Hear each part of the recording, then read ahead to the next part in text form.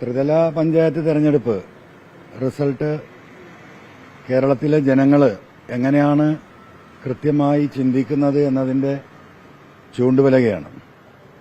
കേരളം ഏറ്റവും കൂടുതൽ ചർച്ച ചെയ്യപ്പെട്ട പിണറായിസം ഈ തെരഞ്ഞെടുപ്പിൽ ഇടതുപക്ഷത്തെ സംബന്ധിച്ച് ഏറ്റവും വലിയ തിരിച്ചടിയായിരിക്കുകയാണ്.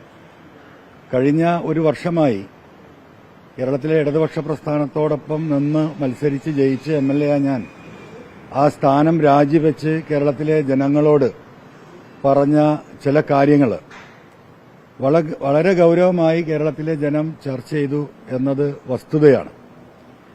നമുക്കറിയാം, ഇടതുപക്ഷ പ്രസ്ഥാനം എന്നും വർഗീയതയ്ക്കെതിരെ നിലപാട് സ്വീകരിച്ചിട്ടുള്ള ഒരു പ്രസ്ഥാനമായിരുന്നു. അതുപോലെ തന്നെ തൊഴിലാളികൾക്ക് വേണ്ടി നിലകൊണ്ടിരുന്ന ഒരു പ്രസ്ഥാനമായിരുന്നു. ഈ രണ്ട് മേഖലകളിൽ നിന്നും വ്യതിചലിച്ച് പരിപൂർണമായും കേരളത്തിലെ വർഗീയവൽക്കരിക്കാനുള്ള രാഷ്ട്രീയ തന്ത്രത്തിന് അടിമപ്പെട്ട അവസ്ഥയായിരുന്നു മുഖ്യമന്ത്രി ശ്രീ പിണറായി വിജയൻ രണ്ടാം പിണറായി ഗവൺമെന്റിലെടുത്ത പല നിലപാടുകളും.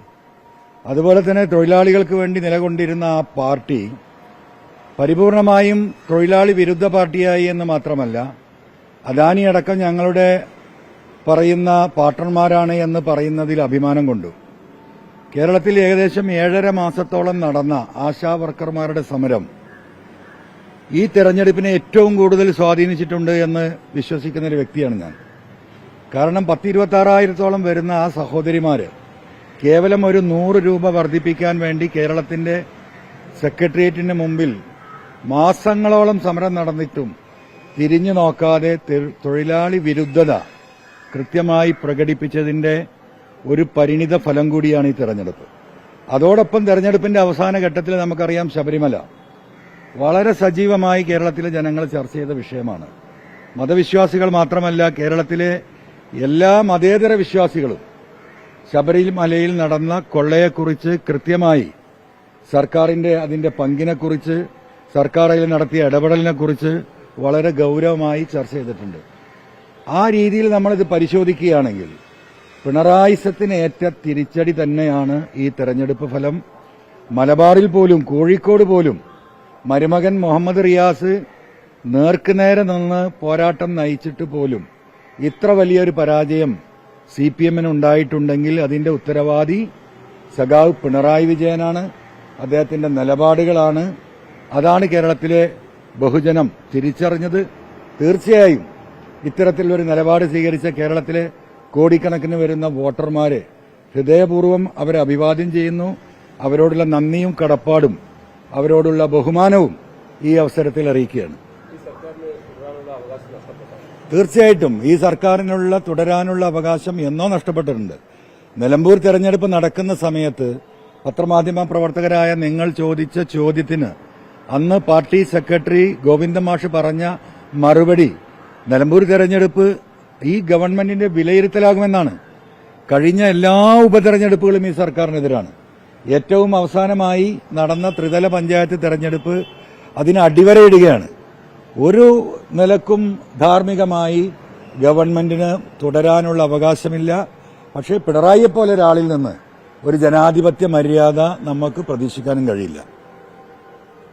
വെള്ളപ്പള്ളി നടേശന്റെ ഒരു പ്രസ്താവന മലപ്പുറം വിരുദ്ധ പരാമർശം നിരവധി നടത്തിയുണ്ടായി.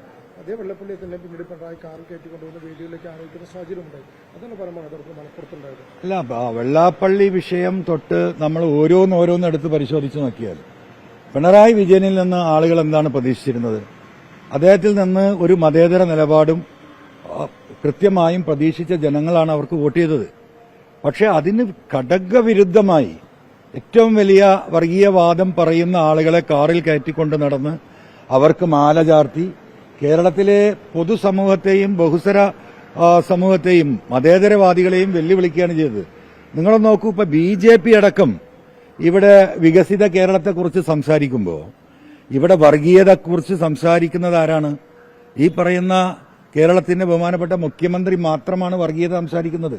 വർഗീയതയിൽ ഊന്നി നിന്നുകൊണ്ട് കേരളത്തിലെ ജനങ്ങളെ വിഭജിക്കാമെന്ന് പിണറായിയാണ് ഇവിടെ അതിന് എന്താ പറയാ ആക്കം കൂട്ടുന്നത്. BJP പോലും അതിൽ നിന്ന് മാറി നിന്ന് കേരളത്തിന്റെ വികസനത്തെക്കുറിച്ച് സംസാരിക്കുമ്പോൾ ഇപ്പോഴും വാ തുറന്നാൽ പാർട്ടിയുടെ സെക്രട്ടറിയും മുഖ്യമന്ത്രിയും ഈ വർഗീയത മാത്രം പറഞ്ഞ് വോട്ട് പിടിക്കാമെന്ന അവരുടെ ആ ദുരുദ്ദേശം കേരളത്തിലെ മതേതര സമൂഹം തള്ളി എന്നത് ഇതിന്റെ ഏറ്റവും വലിയ തെളിവാണ്.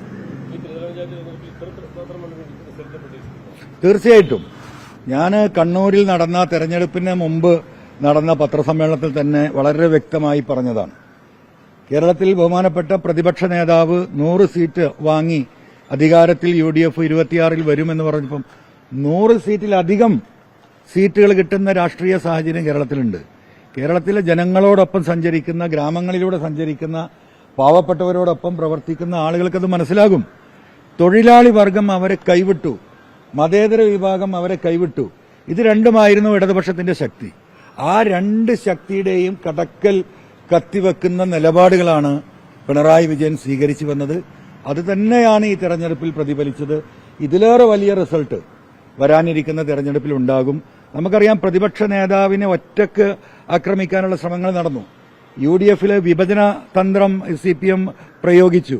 എന്തെല്ലാം തന്ത്രങ്ങൾ പ്രയോഗിച്ചിട്ടും കേരളത്തിലെ ജനങ്ങൾ അത് തിരിച്ചറിയുകയാണ്. ടീം UDF, അതാണ് പ്രതിപക്ഷ നേതാവ് ആവർത്തിച്ച് പറഞ്ഞുകൊണ്ടിരുന്നത്.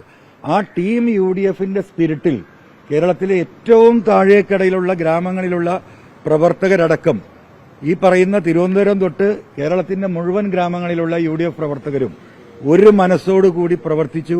അതിന് നേതൃത്വം നൽകാൻ UDFന് ശക്തമായ നേതൃത്വം നൽകാൻ UDF ലീഡർഷിപ്പിന് സാധിച്ചു.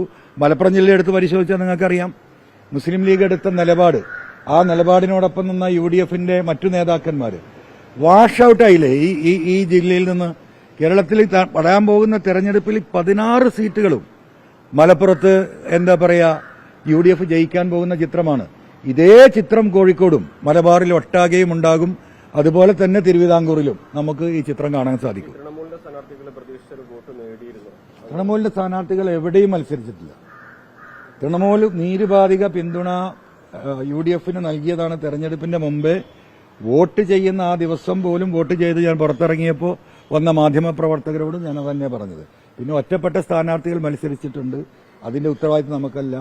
പാർട്ടി ചിഹ്നം അനുവദിച്ചിട്ടും നമ്മൾ ഒരാൾക്കും ചിഹ്നം കൊടുത്തിട്ടില്ല.